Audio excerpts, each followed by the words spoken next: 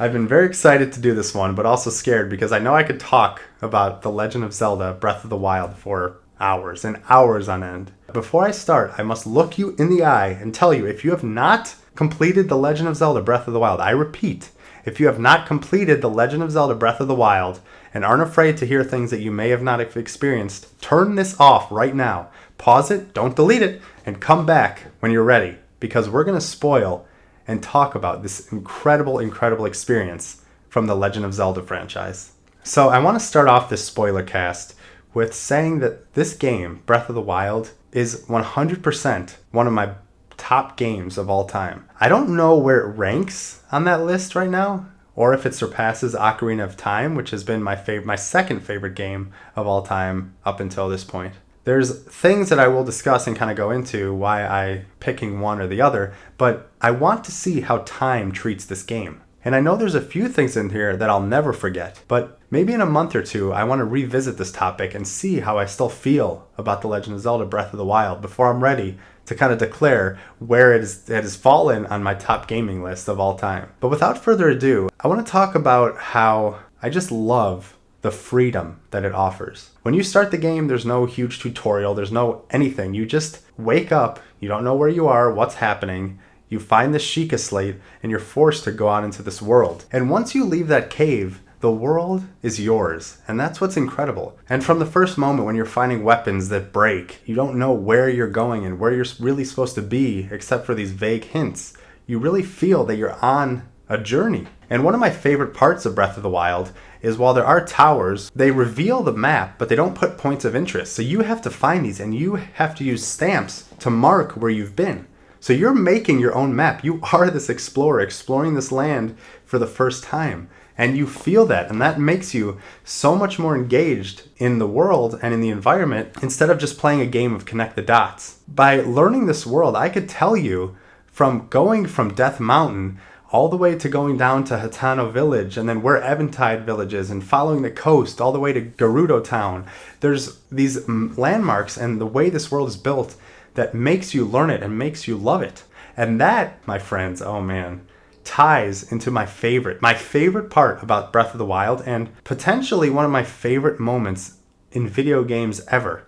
And that is the memories. There are 18 of these, which some of them you do find by completing certain main story missions. But you get a list of 12 pictures. In your Sheikah Slate, there are just 12 pictures. There's no text, there's no description. They're just images of places around Hyrule. And it's up to you to find them. As Link, you've lost your memory. You don't know what's going on, you don't remember what's happened. These are the only clues of your past. And when you find one of these places, a wonderful musical cue happens, and you get a little glimpse into what happened 100 years before when you were with Princess Zelda and the Guardians and trying to save Hyrule. And these are what really gets you to learn more about the history of the world and the characters that have inhabited it and who are no longer here. And it was great seeing Princess Zelda, who has not found her way. She's supposed to be this incredible, powerful princess and being able to use this magic to seal Calamity Ganon, but she can't find her way and she's struggling. While you as Link are so composed and you have the Master Sword, the sword that seals away darkness, and she envies you and is jealous. And it's a story of her coming to her own and becoming the incredible character that she is. And you see interweaving with the Guardians and with meeting with her father, the king, and culminating in her finding her place and being able to defend and stand up for what's right. That culminates in the giant battle, which sends you to your slumber of 100 years. And while the story is great and I enjoyed the cutscenes and hearing voiceovers for the first time, it was the journey about finding these memories that was the best. If you watched episode 2 of The Gamer's Advocate, you'll know that I talked about my brother Jordan. We found these memories together.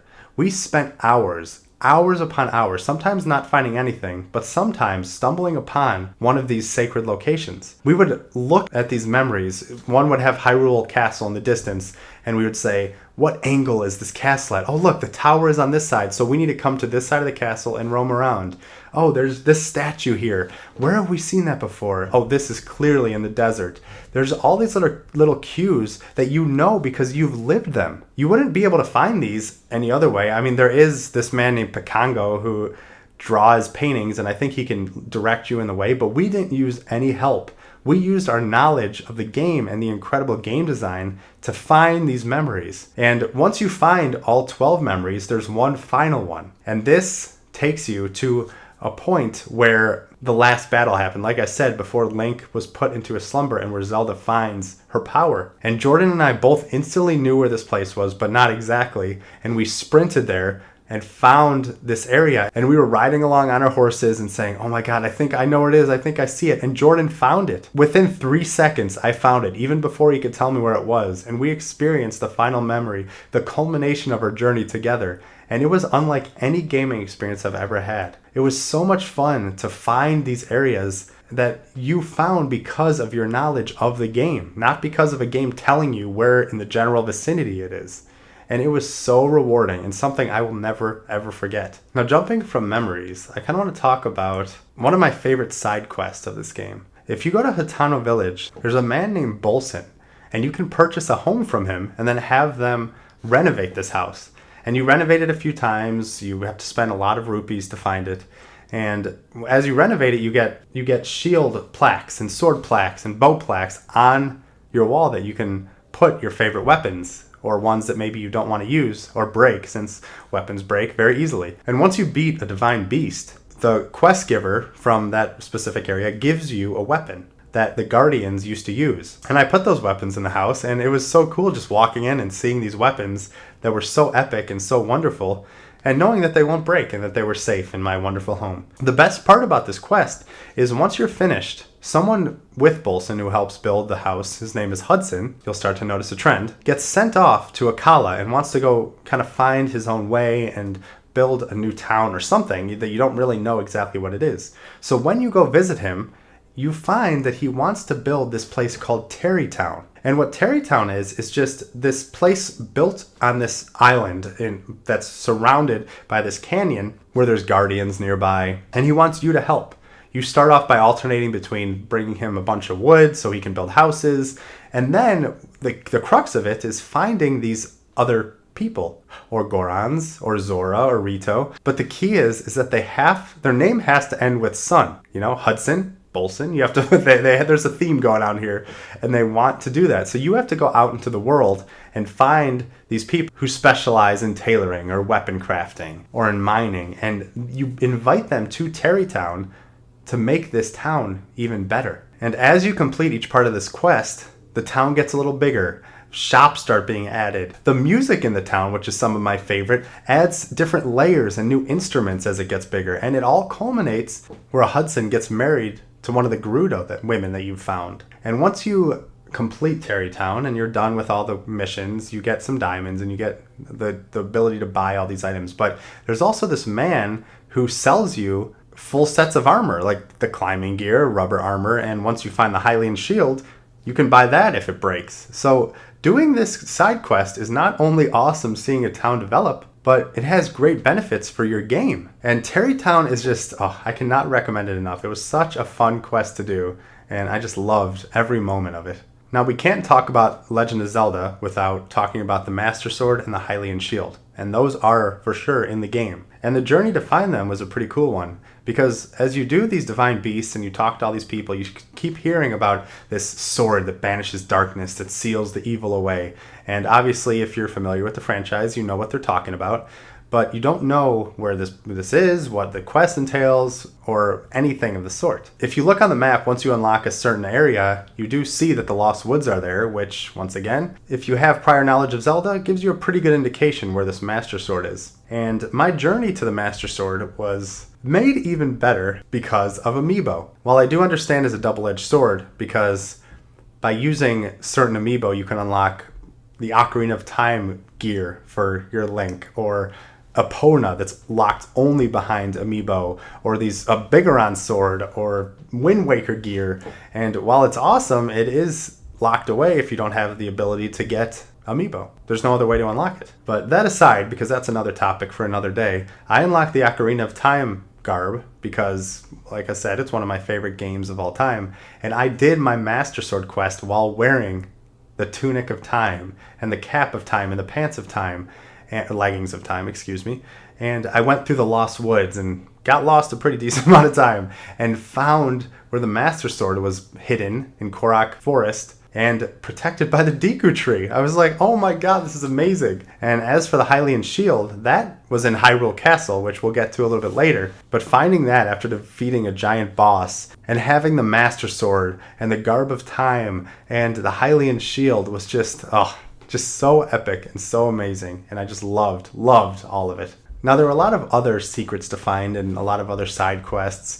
And one of my favorite ones also, even though I probably did it a little too late in the game, so it wasn't as scary or dire as I feel like some people would have if they did it earlier on, is Eventide Island. And for those unfamiliar, this is the island where once you get to it, it's a shrine, and you lose everything. You have no armor, no bows, no weapons, anything. You are just Link in his underwear, and you have to survive by basically starting over. It was such a cool experience once you're so powerful, kind of being brought back to the bare basics, and it was a cool experience to kind of get knocked on your feet a little bit. While the Eventide mission itself was very cool, the vistas and just standing on the beach, looking out into the ocean, just took my breath away. It really did. It was so beautiful and so peaceful and just made me fall even more in love with this game because it provides these moments of pure beauty amid the chaos that surrounds you at pretty much all times.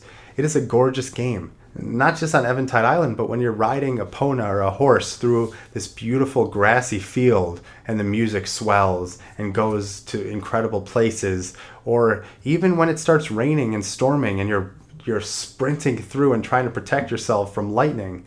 There's moments in this game that just, they take your breath away. They really do. Now, the last few things that I want to kind of discuss are more story related and main quest things, and those are the Guardians and the Divine Beasts and the culmination and the ending. And we'll start with the Guardians and the Divine Beasts because they kind of go hand in hand. We start off with Varuta and Mipha, and she is clearly in love with Link. She was the first Divine Beast quest and Guardian that I met, and her story was so touching and poignant because when you find part of the mission is getting this Zora armor, which allows you to swim up waterfalls, which is a very cool experience, you find out that she built this armor for you because it was a tradition in Zora history where the princess and the daughter of the king builds this armor to fit her one true love, and that fit you. And this helped convince some more skeptic Zoras that you were in fact worthy of this mission. After I finished Varuta, I went to Rito Village and I met Rivali and we did Va Meadow, and that was another incredible experience where you're flying up into the sky and shooting bomb arrows to unlock your way into Va Meadow. And Rivali is a very smug bird, if I must say, and while I like his swagger and his confidence, I feel like he's the one who maybe would have benefited from some humble pie. And after that, we went to Gerudo Desert and met Urbosa, or the spirit of Urbosa, and Va Naboris. Urbosa, I think, is my favorite Guardian because she's such a strong female character, and you could tell that she truly cared about Zelda and the plight and the quest that you guys were on, and I just liked the way that she carried herself. I thought it was just a very, very well-made, cool character. And last but not least, we have Daru. My favorite part was the beginning of Varudanya, when you get in and it's just completely dark except for these lit pillars and these beautiful colors that you see. And it was such a beautiful yet dangerous scene. And all of these kind of culminated with Hyrule Castle and the fight with Ganon. Once you freed these divine beasts and brought them back under your control, they all came together to weaken Ganon. And once we'll skip ahead a little bit, but when they shoot their lasers of justice, or whatever you want to call them, they make your battle with Ganon a lot easier and bringing him down to more than almost half his health. But Hyrule Castle, up to that, was such a cool experience. When you really dig into it, you find and learn a lot about the history of the world. You can find Princess Zelda's study or the King's study. You can go into the library and into the Great Hall and see the remnants of what once was and what is not anymore, because the castle is so destroyed. Go down to the soldiers area or ride some mine carts or just learn about Hyrule Castle and this place that has been in your vision for the entire game, and finally getting to it and having the music come in and that classic Zelda theme just raging with terror was so great. And there were so many guardians and turrets, flying guardians, and you had to be on your lookout. And even though I had at that time finished every shrine, all 120, had 3 stamina wheels and almost all the hearts, I still had a tough time and had to be on my guard at all times. So even though I felt powerful at this place, there was really no safe area. And there are little secrets you could find. Like there's a stone talus if you go on the minecart area that once you defeat them creates this updraft so you can easily get to another section of the castle. It's just such a well-made area that, oh man, I did not want to leave and finish the game because I knew once I did, even though the game is not really over, it's over, which was pretty sad. But the final battle with Ganon was pretty awesome. I mean, he took the form of this crazy spider creature, and you had to use either Urbosa's Fury or different types, and you had to use kind of the classic batting back or shield parrying of his attacks to take him down. And then once you thought you defeated him, you get transported outside, and he is his pig form, Ganon, and you have to ride and shoot these light arrows, like I said, very similar to Ocarina of Time, to finally banish him once and for all. And once you did do that, Hyrule was saved. And this is where it got, a little weird. Because when it's over, Zelda, you guys reunite and Hyrule is saved. And then she asks you a simple question that's similar to, do you remember me? Which I could understand if I didn't find any of the memories would make sense. But I found all the memories, so clearly I knew. So it was just kind of a weird, abrupt ending. But if you did find all the memories, you get this after memory where Zelda and Link are walking and Zelda's talking about it's time to go to Zora's domain and rebuild Hyrule and take our country or our land back. And really, Zelda wants to become the powerful female character that she always knew she could be, but she's been stuck protecting Hyrule. And so hopefully the DLC that's coming out in the summer or in the fall will be able to kind of continue these stories, because I would love to see Zelda in the current world, because the only time we ever saw her in this game was in the past and her learning her abilities. But now she is a powerful character that's not to be reckoned with, and I think it would be great to see what happens. And while I did love the ending and the story, I was hoping for maybe a little more, or maybe learning more of Ganon's motives. I mean, he didn't speak. He was just so consumed by the darkness, and maybe seeing a little more of what happened after Hyrule was saved.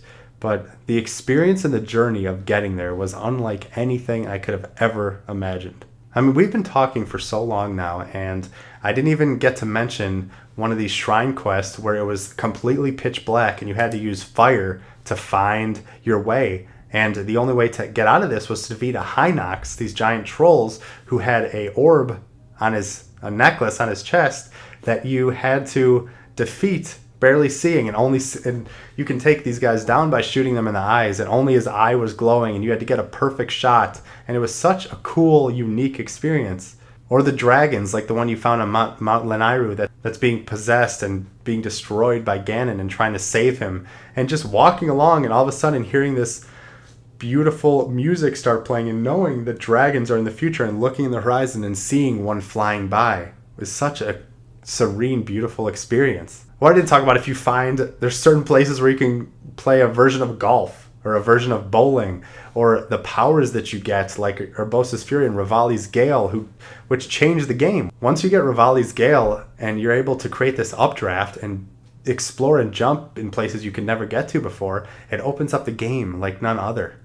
There are just so many experiences that I just loved in this game, and I probably haven't found all of them.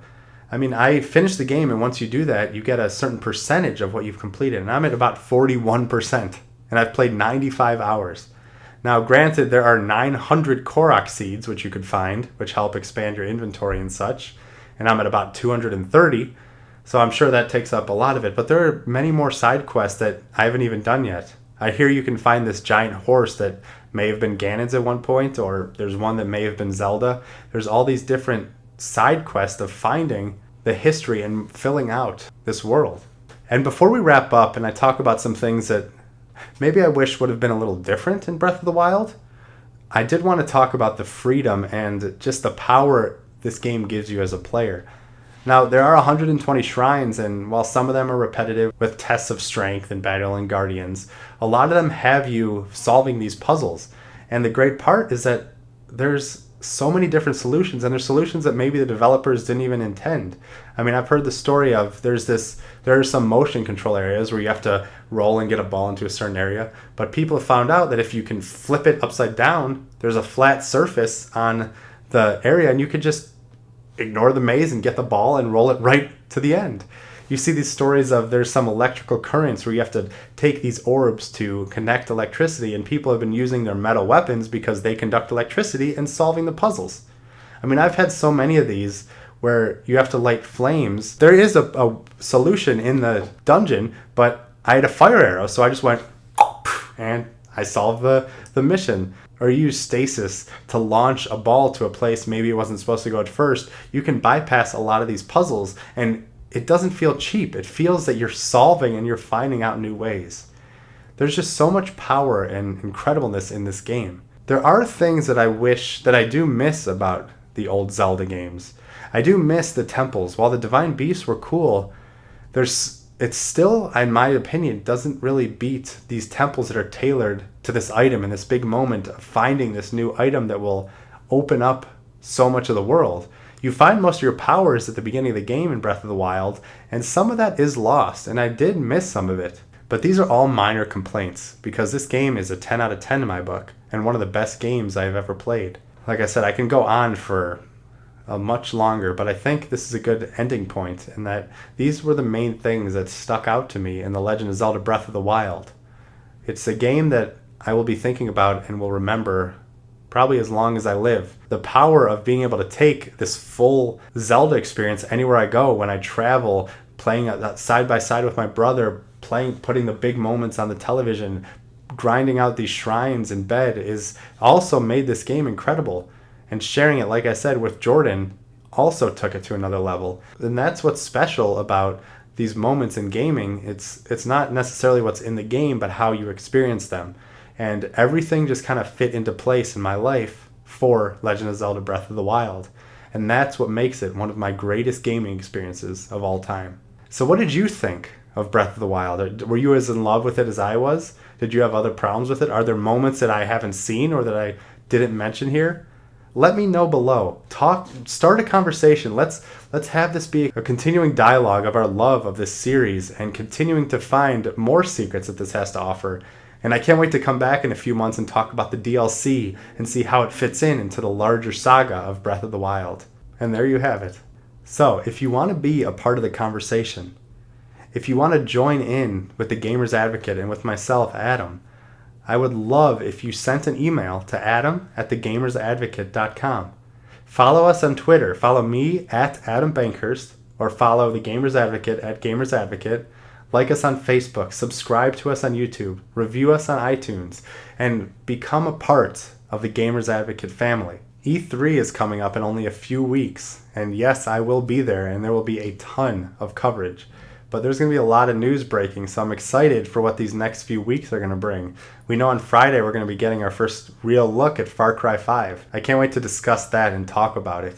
I truly thank you for joining us, and I hope you have a great day and or night. Thank you.